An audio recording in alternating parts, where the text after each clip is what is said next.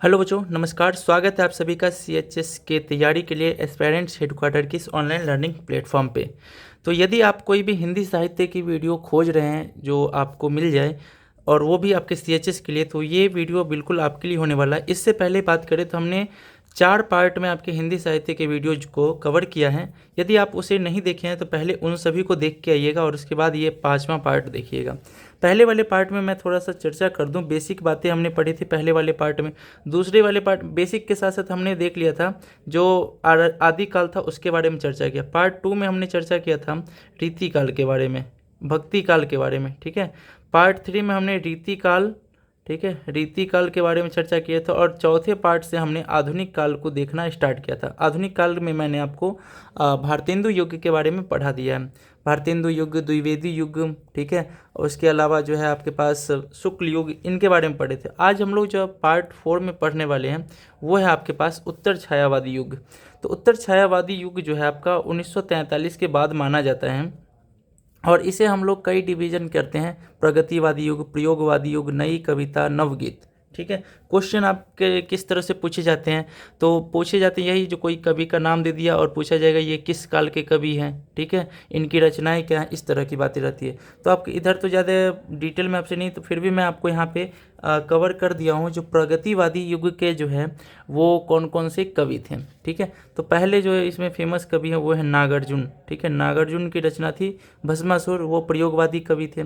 इसके बाद है अगला प्रगतिवादी युग। प्रगतिवादी युग में चलें तो इसमें जो है सबसे फेमस है अज्ञेय, गजानन माधव मुक्तिबोध, मुक्तिबोध उनका उपनाम है, धर्मवीर भारती, ठीक है। तो अज्ञेय की रचना को हम लोग को ध्यान रखना है। नदी के द्वीप इंपॉर्टेंट मार्क करेंगे। त्रिशंकु, अपने अपने अजनबी, ये है अज्ञेय की रचना।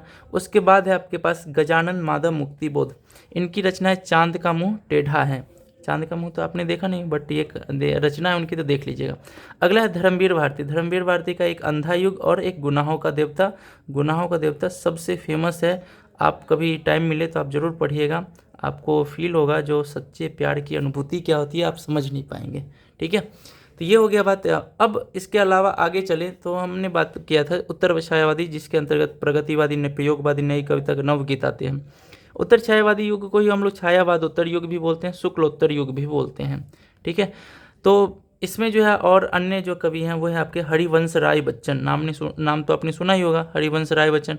उनकी जो रचनाएं हैं मधुबाला, मधुशाला, मधुबाला, मधुकलश, प्रणय पत्रिका, ठीक है। और ये जो है उनका इंग्लैंड में जब वो रह रहे थे उस समय उन्होंने रचना की थी प्रणय पत्रिका की, ठीक है। उसके बाद चलें तो माखनलाल चतुर्वेदी।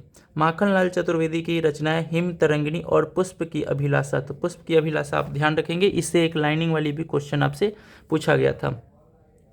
आगे चले तो आगे है आपके पास सुभद्रा कुमारी चौहान। इनका एक रचना है वीरों का कैसा हो वसंत, ठीक है, वीरों का कैसा हो वसंत, उनकी रचना है। आगे है रामधारी सिंह दिनकर, इनकी रचना आपको याद रखनी है।